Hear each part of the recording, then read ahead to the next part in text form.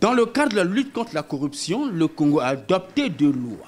La première portant création de la haute autorité de lutte contre la corruption et l'autre portant sur la déclaration du patrimoine. Des textes qui concourent non seulement à la prévention, mais à la lutte contre la corruption. Il est aussi à signaler que le Congo fait partie des pays africains ayant ratifié la Convention de lutte contre la corruption. C'est au nom de ces engagements de la République que le Premier ministre chef du gouvernement Clément Mwamba a reçu en audience la délégation du Conseil consultatif de l'Union africaine sur la corruption avec à sa tête l'honorable Begoto Miarom, président du dit Conseil. L'objectif est d'évaluer le système national de lutte contre la corruption au Congo, identifier les avancées et les points d'amélioration.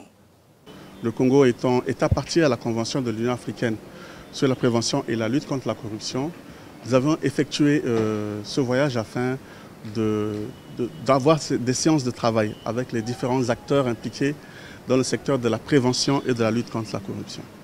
Et donc, nous nous sommes dit qu'il fallait que nous puissions rendre compte aux plus hautes autorités du pays, de l'état d'avancement de notre mission, des différents acteurs que nous avions rencontrés, évaluer le système national de lutte contre la corruption.